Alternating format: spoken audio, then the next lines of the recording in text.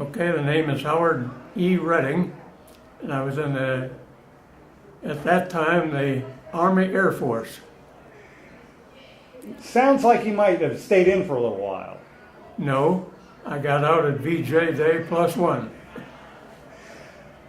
Where were you? Where did you spend your time when you were in?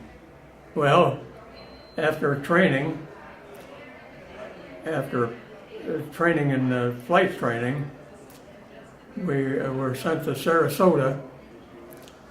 Terrible thing being sent to Sarasota for training in P-40s. And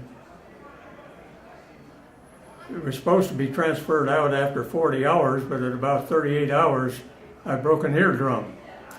So I was grounded for about 2 weeks, and then put back in training, and I got more time in the P-40. So from there, I was sent to North Africa. An interesting thing about that, we were in an immense convoy heading out of New York, with the battleship New York leading and the cruiser Brooklyn trailing, and about 8 destroyers around. We went into North Africa, and they had a fighter pilot replacement center at Casablanca. And due to the fact that I had acquired more time than most of the guys there, I was selected to join this brand new outfit, the 27th Fighter Bomber Group, which was World War I or World War II. It was a peacetime group, and all of the ground personnel were all volunteers, not draftees. The 27th Fighter Bomber Group was in Fez in Morocco, and they had their brand new airplane called the Mustang, which were the first ones in combat. And the ones we flew had dive brakes in the middle of the wings, and we provided ground support for General Patton. We cleared the way for him. Carried 2 500-pound bombs, dove vertically from about 13,000 feet to deposit the bombs, and then went down and used the 650s on the ground. So, come my 30th mission, we had a mission over Italy, southern Italy, tip of Italy, and we were based in that island, you know, the island off Sicily. And we cleared the way for Patton all the way through Sicily. But we were based there and flying missions by that time over Italy. We had a maximum effort one day. Normally there was 12 planes per squadron.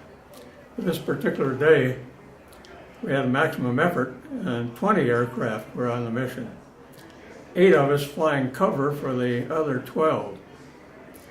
And coming back, one of the planes that had been bombing picked up or lost his coolant. He went down in the Mediterranean.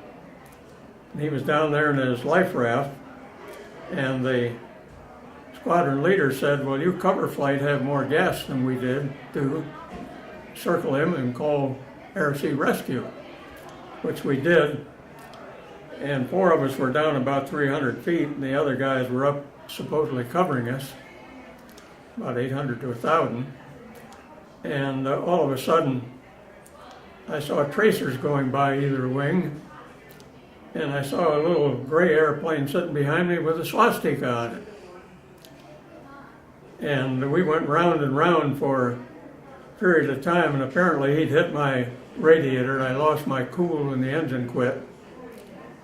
I went down then, spent 5 days. I could see Italy from where I was, so I was paddling for Italy.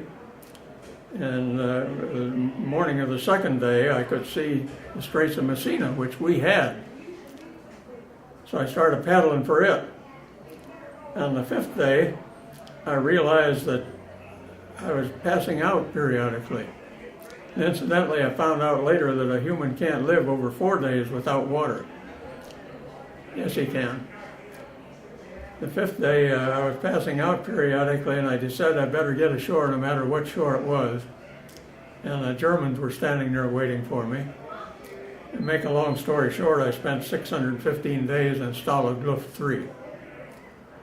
And the interesting thing, I forgot to mention, when we were traveling from primary flight training to Greenville, Mississippi, they turned us loose and said, get to Greenville in 5 days. So we all went to New Orleans until the last dog was hung and caught a bus to Greenville. And at Crystal Springs, Mississippi, the driver pulled up on the track after a train had gone by, and the train coming from the other direction hit the bus broadside. 14 were killed. All the other cadets were hospitalized except my buddy Steve and I. We got on the next bus to Greenville. Well, he washed out. We were nervous like that. Blood pressure and pulse didn't go down to within specks for a week. And he washed out. I continued. And as I said, went on through training and ended up in North Africa and Sicily. And after I went down, was picked up, went to Stalag Luft 3, and as I was in the outer lobby waiting to get into the main camp, I hear a holler, "Hey, hey, Redding!" That's my buddy Steve. He'd gotten there 2 weeks ahead, en route from a B-17. He had become a navigator. So Steve and I lived together there for duration and came back, and in July of 45 I married my girlfriend from Ocala, and he married his the next day in the same uniform. Steve stayed in the service and retired not too long ago. His last assignment was commandant of the Air ROTC at Gainesville. They liked Gainesville so well, they stayed there. We periodically went up and visited. And he died just recently.